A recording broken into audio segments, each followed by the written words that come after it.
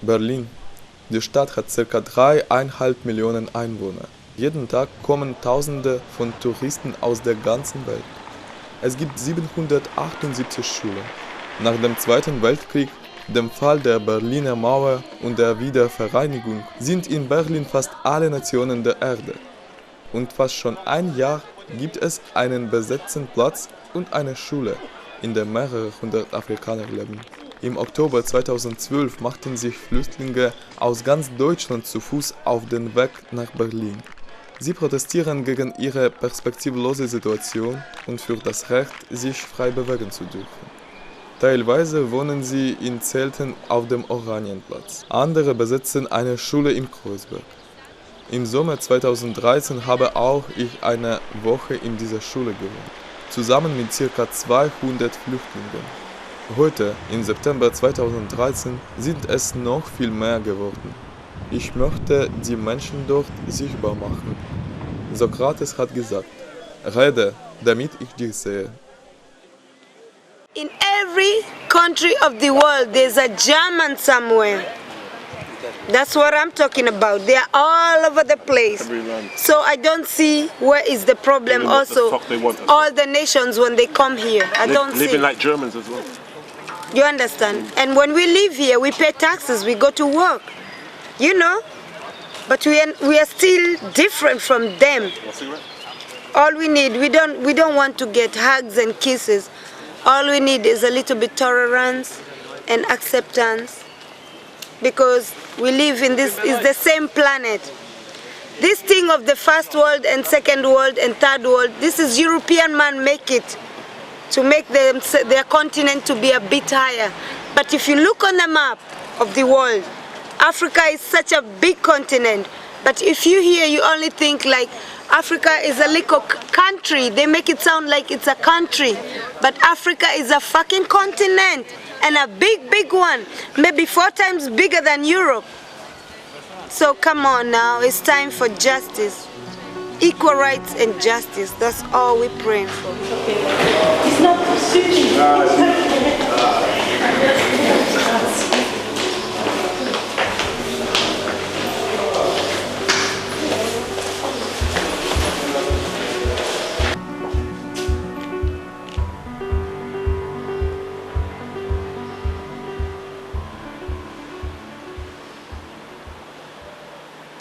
I actually didn't plan to come to know Europe or know Germany. It just happened. I didn't plan it. I wanted to go to England. I was even in England, and I see it's even worse than Germany, the way they treat people. All this, I thought Europe is a different, safe, nice, quiet, lovely place.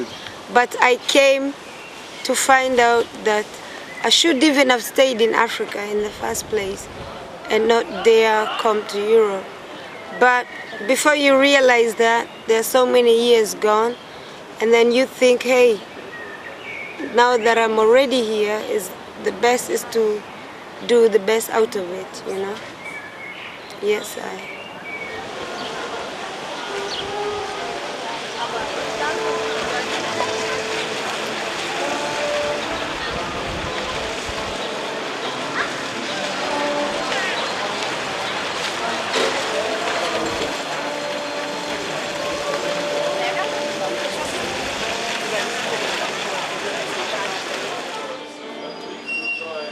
My name is Miriam. If you like it, you call me Sista Mimi.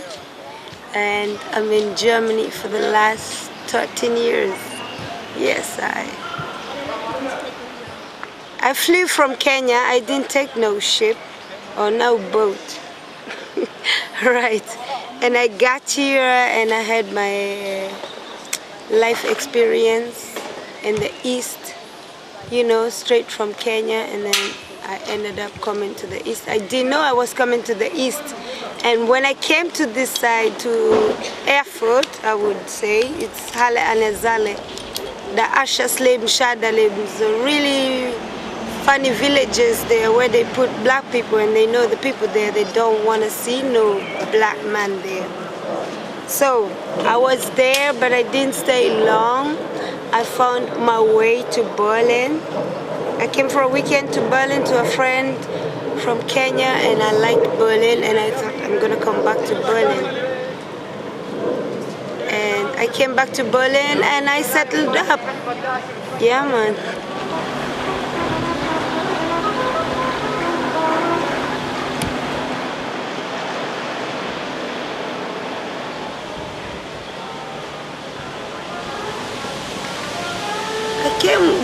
Before Kenya didn't have no visa to come to Germany, to England.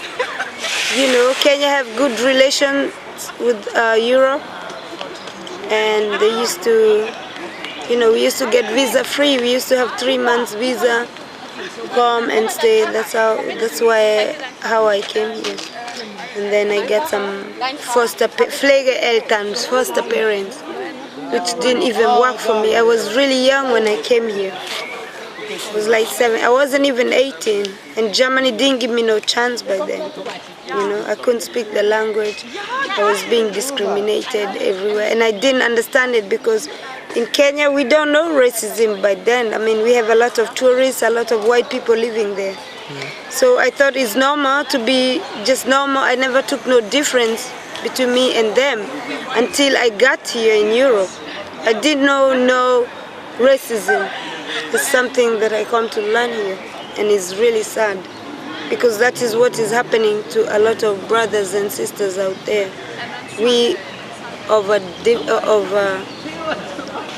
that have different color of skin, yes. You said to me that you had some problems at the school in Halle. What it was? I always had the area where I went to school. Nobody wanted to play with me. Nobody wanted to talk to me. If I entered in the bus and I sit somewhere, the 2 seats in front of me and the 2 seats behind me, everybody will leave. And I was like, I don't understand what that is, you know. But after some time, then I came to find out, oh, there was East and West. So by bad luck, I came to the east side, and that's what exactly is happening to Germany, that black people are being sent to places where people are already depressed, so they think it's the fault of the people, of the foreigners who come to the villages they live. It's because of them they are suffering, but it's not because of their suffering. Wir sind alle Opfer eigentlich. Ja, so ist das. So we go there.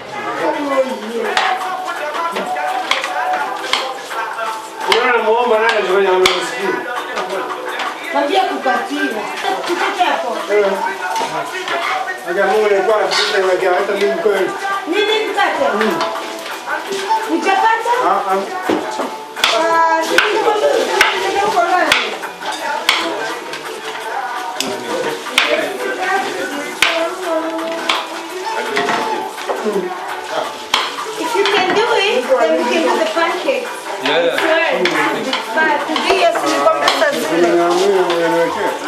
Are you alright, everybody?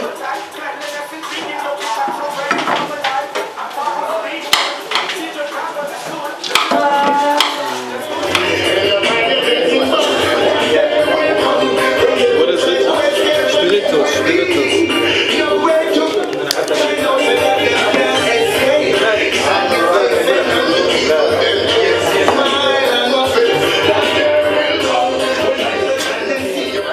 We are all victims of the system, black or white. You was beaten at the school, you said. It was... It's not once, you know. And you can tell the teacher, you can say anything. I mean, come on, it's a school who have maybe like 200-300 kids and you are the only black. What do you expect? You are minority. In the middle of majority, and that's, you can imagine.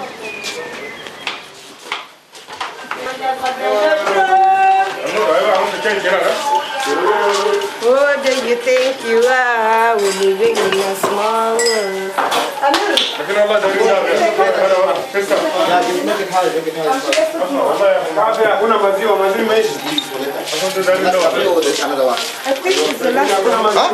think it's the last one. No, there's one. It's here. This is enough. No? Yes, enough. Yeah, not too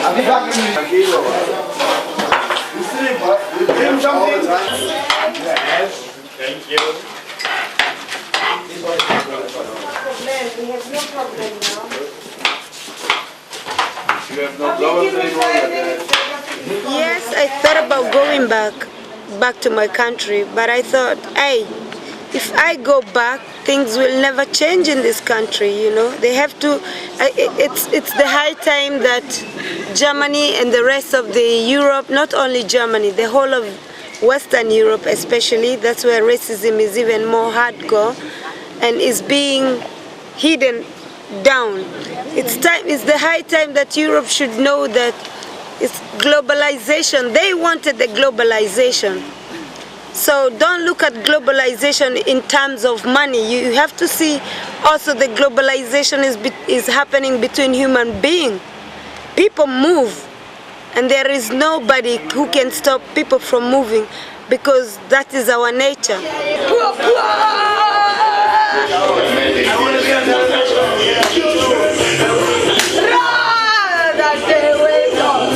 Listen, tell them. Judgment day will come, that day will come.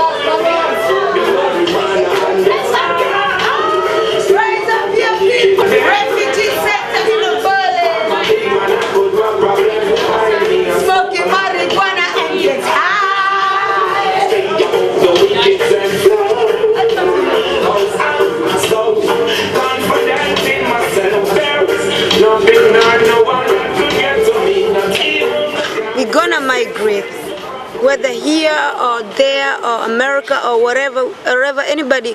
But migration, they can't stop it. So it's the high time that Europe sit down with all these countries and ask themselves, why do we people decide to come over here? Why do we come to Europe?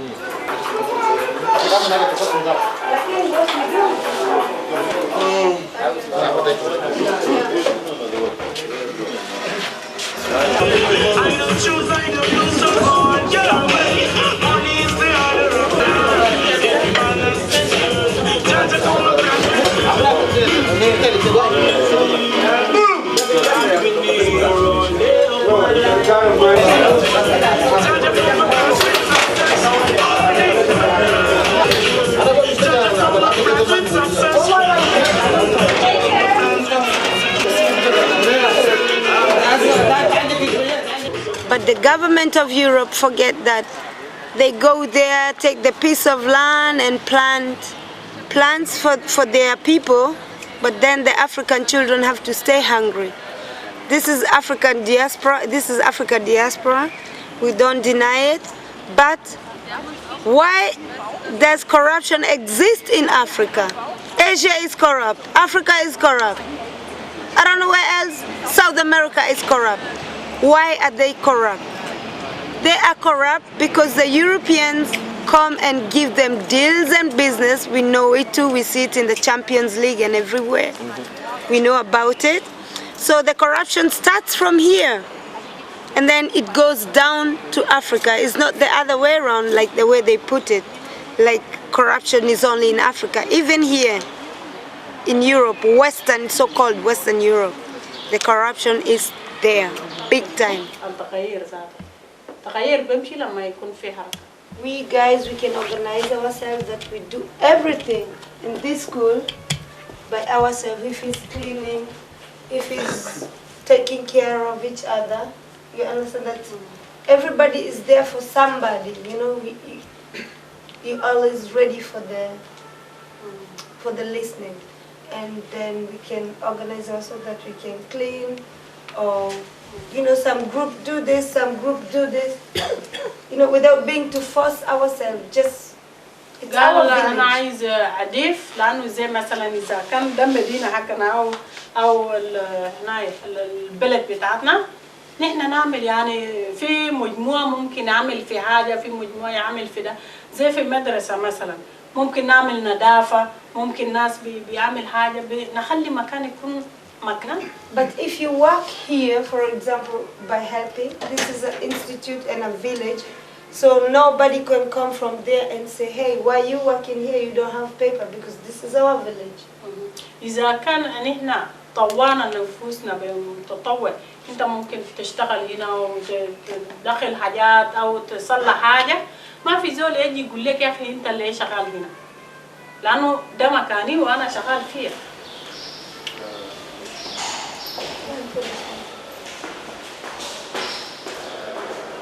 That's what I was saying, it's globalization, so they have to accept it, not only the products, even the human being, that we're going to move from place to place, because even those days of colonialism, they came to Africa, they didn't need no visa, they just came in and did, yes, I'm sorry, I'm being straight, but take it or leave it, baby. But they came, they didn't have to ask no visa.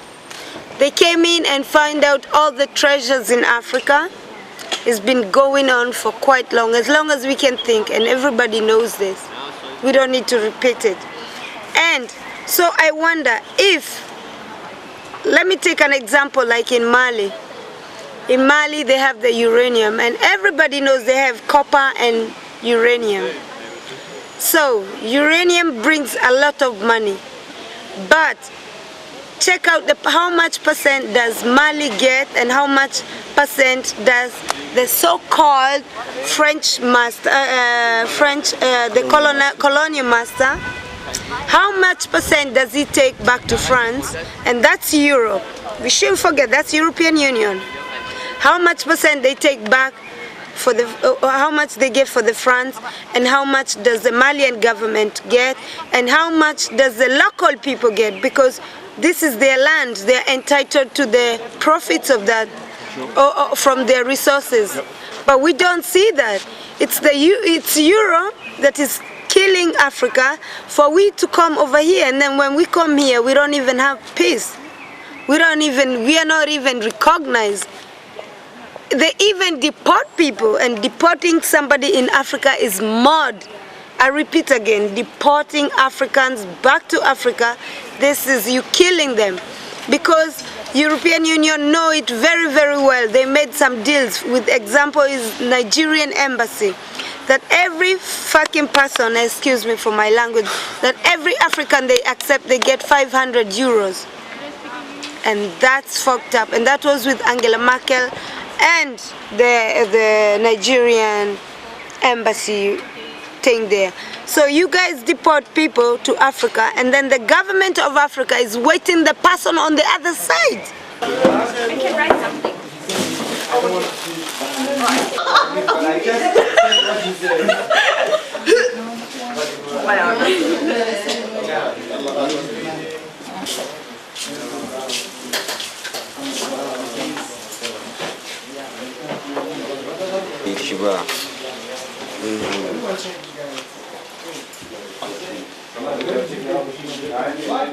Yeah, my name's Simeon. You see where am I from? I come from my mother's pussy, and I was born on dry land. No, this all I know is what I hear. All the stories, what everyone else is here, is just the stories. Me personally, I have no personal experience, which is what I like to speak about. And I don't really never had really much problem. I've been in their jails, I've been everywhere, and I've never really had that much problem at all with Germans. Das ganze Gegenteil, English. They've always been quite, even the Nazis, they've been quite nice to me actually, and respectful. And they used to give me books, books that I've never found in bookshops to read, and pass it to me in the jails, and they were really educating books. I have to thank the Nazis for that, because they were very great books, books I've never seen in any bookshop. and the amazing information they used to pass indirectly to me. So we had even correspondence with myself with Nazis in the jails, and actually when it came to, you know, to begegnen, you know, to meet, whatever, there was hardly any other problem.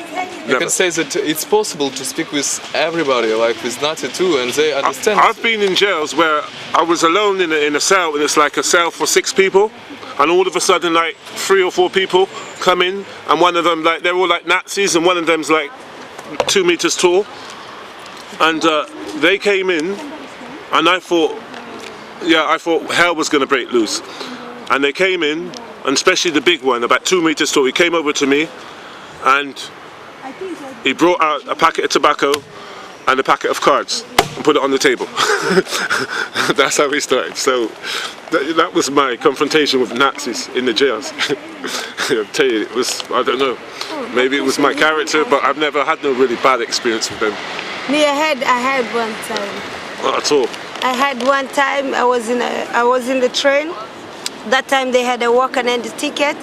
You could take a train for 5 people for 25 euros.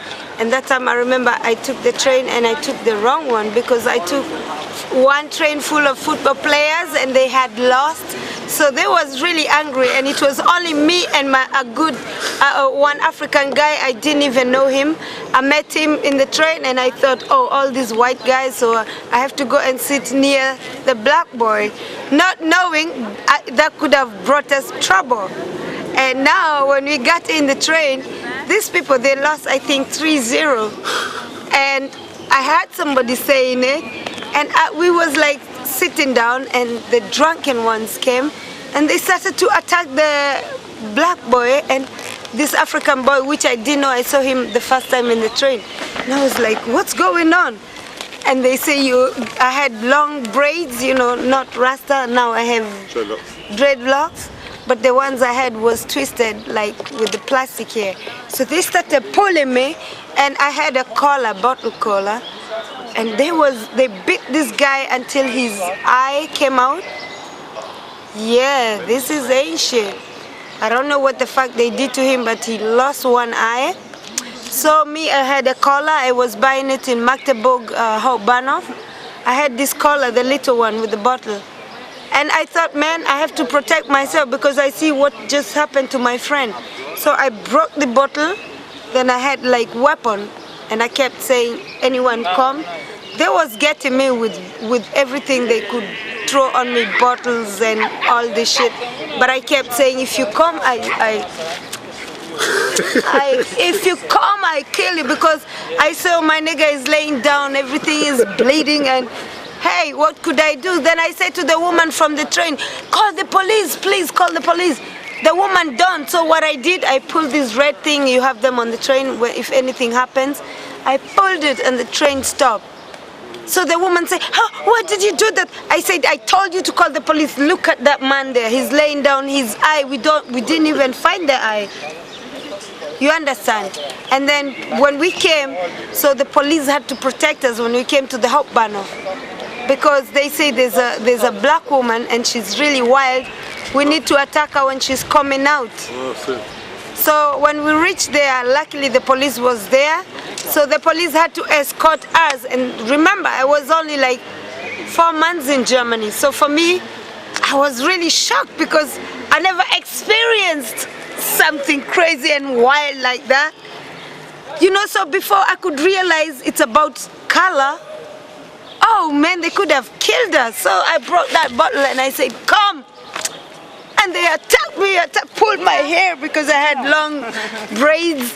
Pulled me, but you know, Jah give me strength. They didn't manage. After we got to the Hauptbahnhof from Halle and Zale, a lot of police had to come and escort us to the police station for us to stay there until the Nazi people go away. And they waited for us like 6 hours, man. They was really up to getting us, but they took the guy to the hospital.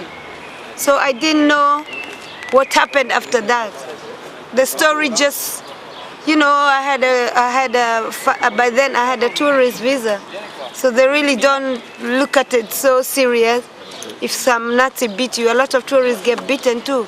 But you don't have time to be in the country until the prosecution comes.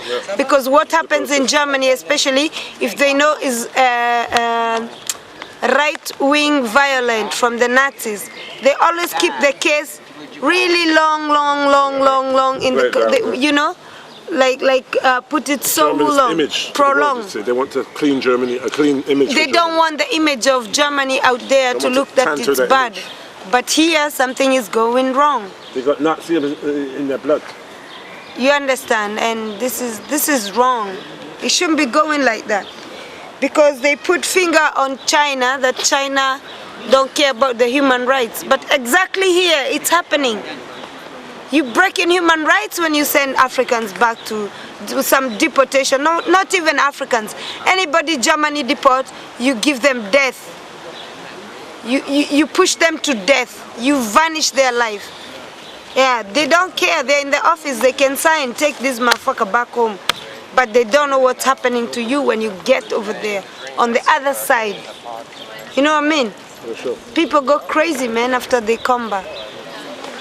What happens to the people they deport back? They get in real big problems unless the family have the money to buy you from the system, from the deportation case. But if you don't have nobody waiting for you over there, then some certain countries, I'm not sure if it's all of them, it could be even all of them, they could put you in court saying, oh, you go and spoil our country's name in the Western Europe. Because you see, a lot of countries, they are the main place for the Europeans to go and do their holiday. Yes? So if you go and come and take refugee and then they take you back, so you will look like a sellout. Like, oh, you are bad, you go and talk against the country. But whatever we're saying, everything is happening. Everybody knows what's going on in Africa. And it's the high time Europe should open their eye or stop closing their eye, or I don't know, do some magic or some miracle. And you try and work with us Africans. You've been stealing from us many years. So when we come here, we don't want to harm you. We want to learn and bring what we learn over here, because you people came also to Africa and you learned some certain things. So why don't you open the gates? Because we didn't close no gates when you guys first came until you started to come and slave. Take some slave from Africa. Yeah, it's not fair, Europe. Europe, I'm talking to you. I don't know you're a man or a woman, but please leave. Yeah, Europe princess, you're princess. I have some business. I'm the queen of the mountain, so I need to talk to you and tell you, let my children who are already there, those who are here, give them the stay. Okay. I don't have time now. I'm getting.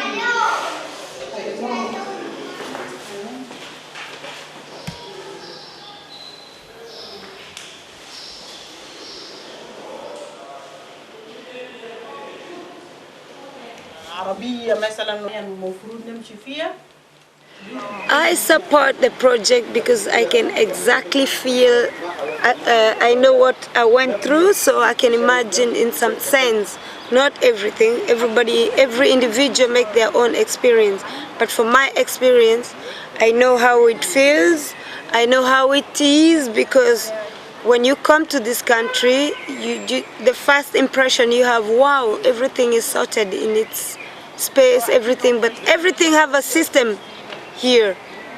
Anything you need, you have to go through steps, you know, and this, we don't have it in Africa. So for me, the first impression was like shock, you know, because I have to go this bureaucracy, which we don't have so much, because in my country, corruption is #1 anyway. Anything you want, you buy it by money, cash money. You know? Yes. You know, this is it's a bit political, but I'm gonna talk about it, discuss about it. And when I was in Kenya, we had a president. His name was President Moi. Yes, and he was running the country. For me, I was a kid, but I knew something was wrong.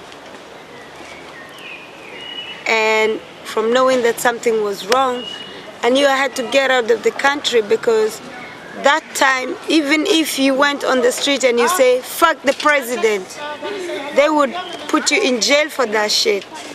So that made me think twice. When I was young, there was so many crazy shit going on, you know, like some politicians missing, somebody get killed, you know, in a misery way, which makes me feel like the government was behind it. So anybody who tried to protest about President Moi was put either to jail or was killed. That's the way it was until he got out of power. He stayed in power almost 33 years. Since I was born, I never knew another president. It was him. But things have changed. He came out some years ago, maybe 10 years ago, oh no, 6 years ago, 8 years ago, I'm not really sure. But Kenya got diplomatic, but by then it was only one-party country.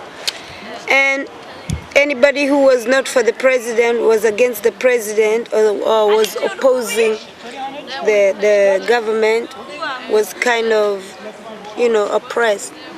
And me as a young youth, we used to organize ourselves against the pressure out there. So the best thing was for me, my mom told me it's better, girl, you go out of the country, because they started to give problem to my mother, because I was really protesting and demonstrating, and that is something in Africa. By that time of the president, it wasn't even easy to go on the street. Everybody feared, because the police force was really heavy, and yes.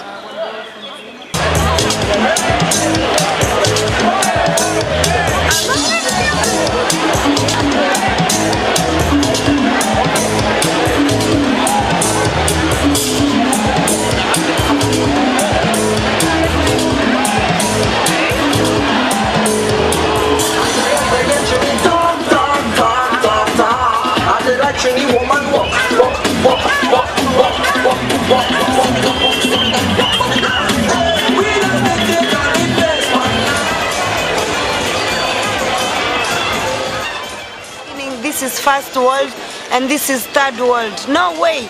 This is the European people make it like that. I'm sorry, man. I live here. I have seen the system. I know what's going on, man. We are there. We are between you people. You guys bring us here. We get a lot of knowledge. We learn from you. So when we kick back to Africa and see what's going on, you know, you people know, the system know, the government, especially the government. You have some good German guys out there who help when necessary, because they know what happened in the history. Yes, I see you. For the human rights. And all we need is some respect of a human being. Just, you know, to respect every human being on this planet Earth, because it's only one planet. If God wanted to make third world and first world, he could have made two planets, but he made one planet. But a normal human being come and change, say Africa is third world, Europe is first world, America is second world, or whatever. I don't know, but all I know is Africa is third world. But Africa is not third world. Africa was the place where the humanity came from. So what did humanity bring for Africa? Pure separation. Children die of hunger. Why?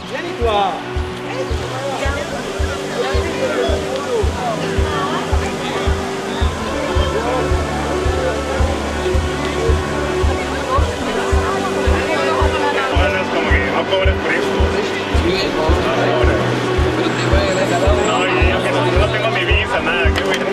Aparte de eso,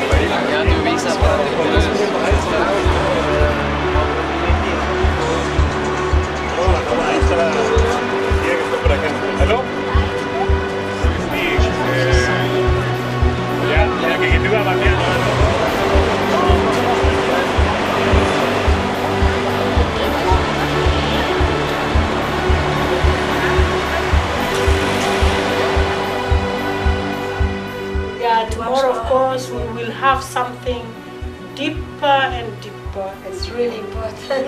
It's very important for all of us to be here tomorrow and to see how we can deal with things. You know, we are not here for theory, we are here for practical things.